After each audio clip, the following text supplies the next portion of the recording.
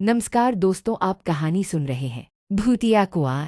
केशवपुर गांव में अधिकतर लोग खेती करने वाले ही थे। पूरे गांव में सिर्फ 2 ही कुएं थे जिनसे लोगों को पानी मिलता था। कुछ समय बाद गांव का एक कुआं पूरी तरह सूख गया। अब पूरे गांव के लोग पानी की जरूरत के लिए एक ही कुएं पर निर्भर थे। दूसरे कुएं से पानी भरते भरते लोगों को लगा कि कुएं में कोई भूत रहता है। जब गांव के किसान कुएं से पानी भरते थे तो उन्हें अजीब सी आवाजें सुनाई देती थीं। खेती करने वाले पुरुषों की पत्नियां तो डर के मारे कुएं के आसपास भी नहीं आती थीं। धीरे धीरे पूरे गांव में बात फैल गई कि कुआं भूतिया है। अब रात के समय कोई भी कुएं के पास नहीं जाता था। इसी बीच गांव का एक बच्चा कहीं खो गया। काफी ढूंढने के बाद भी बच्चा जब नहीं मिला तो कुछ लोग कुएं के पास बच्चे को देखने के लिए गए। वहां पहुंचे लोगों ने बच्चे को कुएं के अंदर मरा हुआ पाया। अब एक तो कुएं का पानी खराब हो गया और दूसरा बच्चा कैसे मरा, इसको लेकर गांव के सभी किसान परेशान हो गए थे।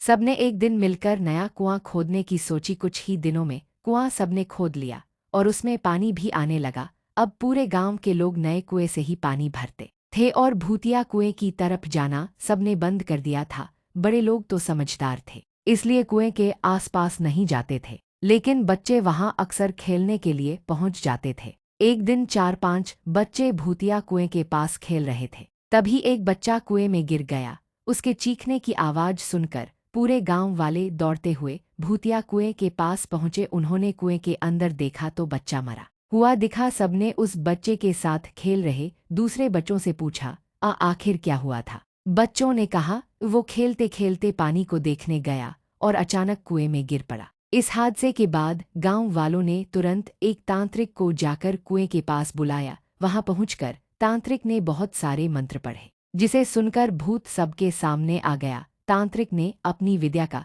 इस्तेमाल करके उस कुएं को छोड़कर जाने के लिए कहा। भूत ने तांत्रिक की बात को मानने से इनकार कर दिया। तांत्रिक ने पूछा, तुम क्यों नहीं जाओगे? यहाँ आकर बच्चे मर रहे हैं, इसलिए तुम्हें जाना ही होगा। भूत ने जवाब दिया, इस कुएं में सालों से मेरा पूरा खानदान रहता आ रहा है, मैं यहाँ से बिल्कुल नहीं जाऊंगा। इतना कहकर भूत कुएं के अंदर चला गया। अब तांत्रिक ने गांव के लोगों से कहा, इस कुएं के मुंह को ढक दो, ऐसा करने से किसी तरह के हादसे नहीं होंगे। ये सुनते ही गांव के मुखिया ने तुरंत काम शुरू करवा दिया।